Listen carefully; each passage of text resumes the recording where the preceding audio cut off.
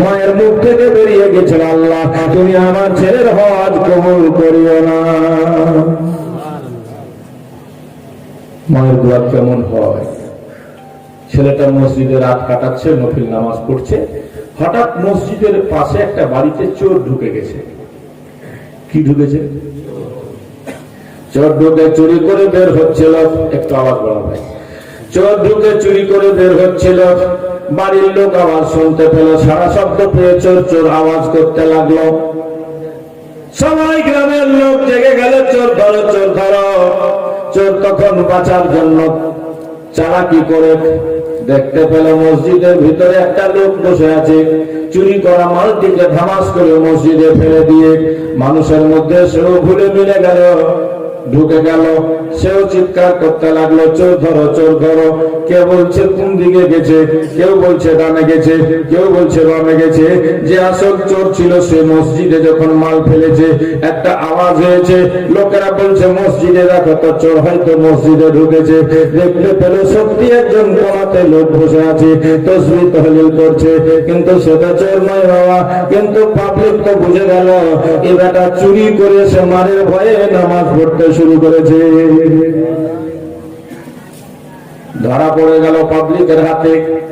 পাবলিকের হাতে ধরা পড়তে নাই, বাজারে মার শুরু হয়ে গেল তার উপরে। কেউ বলে না বাঁচাও, সবাই বলছে মারো। এত মেরেছে মেরেছে, মারতে মারতে দোস্ত তাকে নিয়ে যাওয়া হলো মুসলমান কাজীর কাছে। মুসলমান কাজী ফয়সালা দিল। চোরের ফয়সালা কোরআন মতে চোর আর চোরনি যদি চুরি করে ধরা পড়ে হাত দুটো কেটে দিতে হবে। হাত দুটো কেটে নেওয়া হোক। হাত দুটো কেটে নেওয়া হলো, মুখে কালি লাগিয়ে দিয়ে গাধার পিছনে তাকে বুঝে পিছনে পিছনে ঢোলে বাড়ি দেওয়া হচ্ছে আর এলান করা হচ্ছে, ও ভাইরা এরপরে যারা চুরি করবে তার এরকম শাস্তি হবে দেখে নাও, এই সাজা হবে দেখে নাও। দোস্ত বন্ধুগণ সবাই তার পিছনে পিছনে যায়, এমনি করে এলান করে।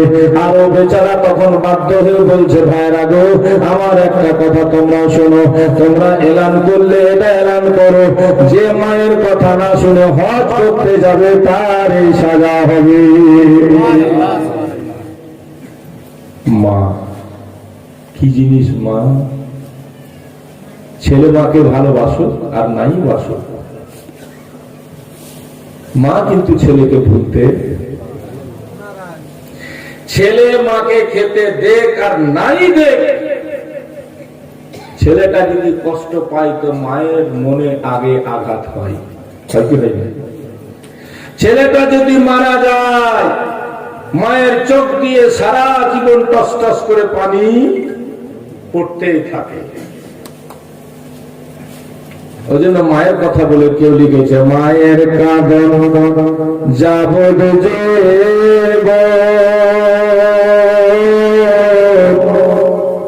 দু চার মাস বোনের কাঁদন রে। বহির্দার ভাইয়ের জন্য কয়দিন কাঁদবে? দু চার দিন কাঁদলে। আর বাড়িওয়ালি যার কারণে তুমি মাকে মেরেছো, মাকে ঘর থেকে তেড়েছো। আমি মাত্র 15 দিন আগে পীর সাহেবের সাথে একটা জালসাতে ছিলাম উত্তর দিনাজপুরে, তোমার আপনার দার্জিলিং ডিস্ট্রিক্ট চটের হাটে। আমাকে যে বাড়িতে রাখা হয়েছিল পীর সাহেব অন্য বাড়িতে ছিল, ওই পাশের বাড়ি থেকে একটি বুড়ি মেয়ে এসে নিজের ভাষাতে বলছে, বাবু গে আমার খাবার বেটারা খুব মারিছে গে। আর হাতে আর পায়ের দাগ গুলা শুধু দেখাচ্ছে যে আমার ছেলেরা মেরে মেরে আমাকে দাগ করে দিয়েছে। আমি সেদিন রাতে বলেছিলাম, হাই রে জালিম ছেলে, মায়ের উপরে আঘাত, মাকে মারো তোমরা। কবি লিখছে, মায়ের কাঁদন যাব যে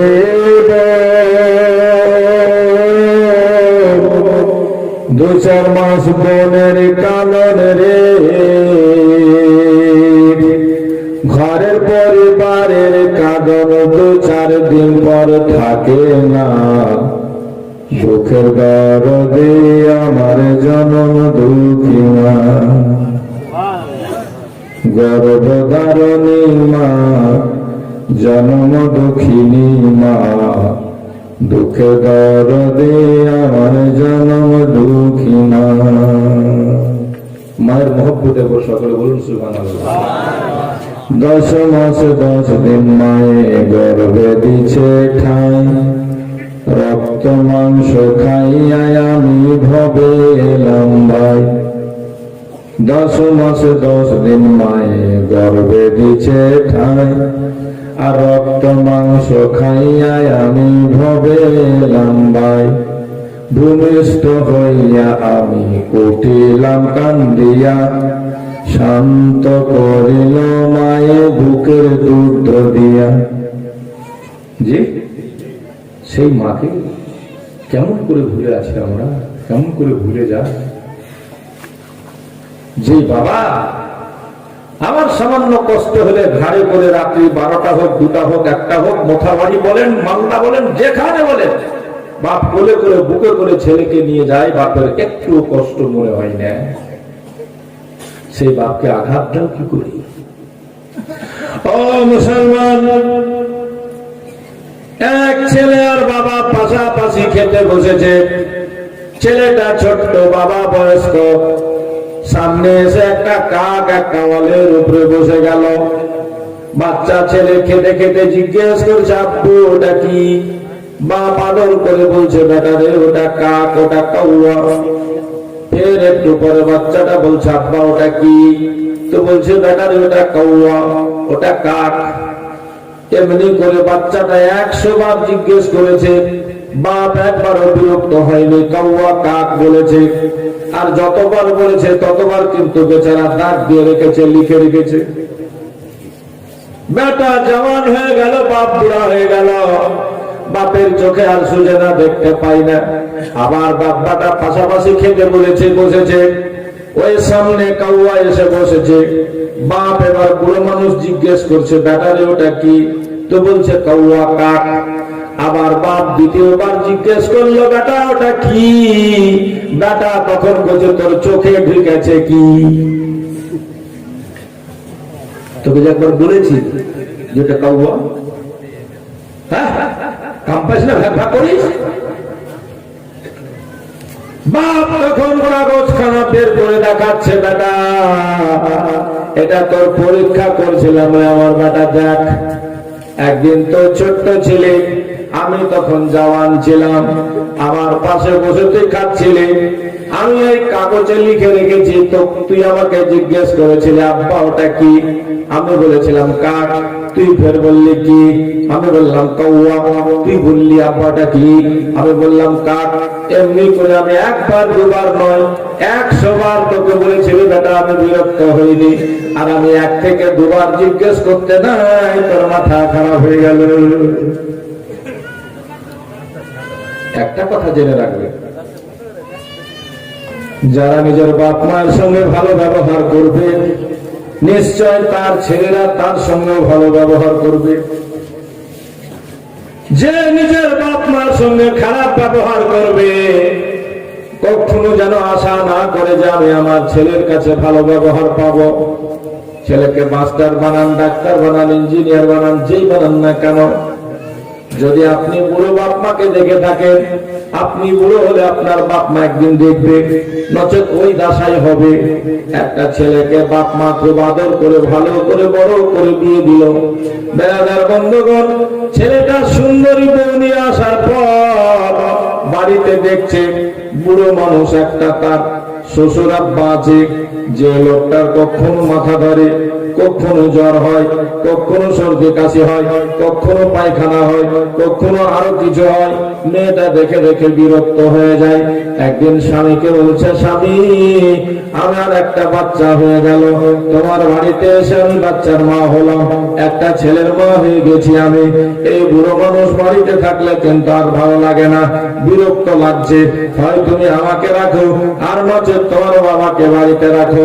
যুবক ছেলে স্ত্রীকে রাখার জন্য বলছে, বিবি রে তুই চিন্তা করিস না, আমি আমার বাবাকে দরকার হলে আলাদা করে দিব, পুরে ঘরে রেখে আসবো। সংক্ষিপ্ত কথা বেরাদার, নিজের বাবাকে একখানা ছিঁড়া কম্বল সাথে নিয়ে জঙ্গলে রাখতে গেছে। তখন ওর ছোট্ট একটা ছেলে, ও বলছে, আব্বু দাদুকে কোথায় নিয়ে যাচ্ছ?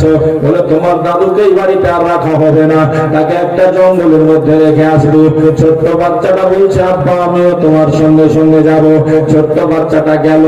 এই নওজওয়ানটা নিজের বাপকে একটা জঙ্গলে ঝোপড়ার মধ্যে রেখে দিয়ে একটা ছিঁড়া কম্বল তাকে দিয়ে এবার বাড়ি আসছে নিজের বিবিকে খুশি করার জন্য।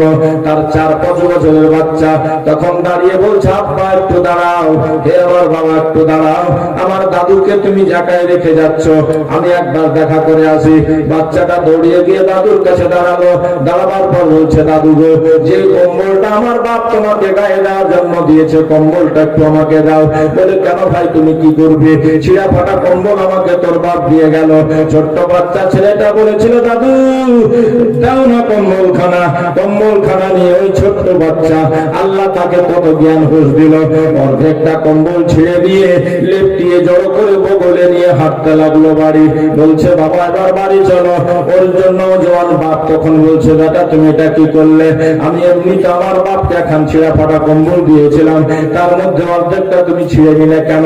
তখন এই বাচ্চাটা বলেছিল, হে আমার আব্বা, তুমি আজকে নওজওয়ান, আমার দাদু বুড়া, এই জন্য তুমি বাড়ি থেকে বের করে একটা ছিঁড়া কম্বল দিয়ে জঙ্গলে রেখে আসলা। আমি তোমার কাছ থেকে একটা শিক্ষা পেয়ে গেলাম, যেই দিন তুমি বুড়া হবা, আমি জওয়ান হব, এই যে কম্বলটা ছিঁড়ে দিয়েছে, এই কম্বল দিয়ে তোমাকে আমি ফেলে আসবো। সুবহানাল্লাহ। এই ছিঁড়া কম্বল দিয়ে আমিও তোমাকে রেখে আসবো।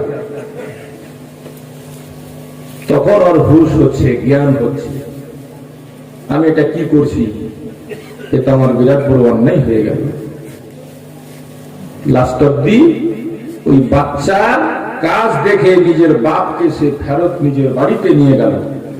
বেড়াদা, আমার বলার উদ্দেশ্য ভাই, আজ বর্তমানে আলহামদুলিল্লাহ আপনাদের দোয়াতে 25 বছর ধরে জালসা জীবনী করছি, বিভিন্ন জেলা ডিস্ট্রিক্টে ঘুরছি। তার মধ্যে আমি যেটা দেখতে পেয়েছি, সবচেয়ে আমাদের সুন্নি বেনামাজি বেশি। এক নম্বর, খিচুড়ি খেতে আগে, সিডনি খেতে আগে, মাজার যেতে আগে, কুদতে ফালতে আগে, নামাজে খোদার ইবাদত নেই। 2 নম্বর, পাশাপাশি বাপ মায়ের খিদমত নেই। বলতে পারবে এখানে অনেক যুবক ছেলে বসে আছে, আমার বাবা অসুস্থ হয়ে গেছিল, তা আমি বাবার পা চিপে দিয়েছি, গাও চিপে দিয়েছি, মাথাটা চেপে দিয়েছি। মা উঠতে পারছিল না, তো মায়ের খিদমত করেছি।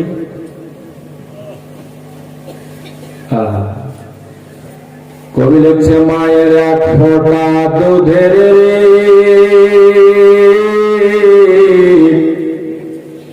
শোধ হবে না কোনো দিন, জন্ম জন্মান্তরে করিলে সাধনা, দয়াবতী দরদিনী মা। সুবহানাল্লাহ। মাকে যারা ভালোবাসে তারাই বলবে সুবহানাল্লাহ। দয়াবতী দরদিনী হয় আমার মা, দয়াবতী দরদিনী মা। মায়ের এক ফোঁটা দুধের শোধ হবে না কোনো দিন, জন্ম জন্মান্তরে করিলে সাধনা, দয়াবতী দরদিনী মা।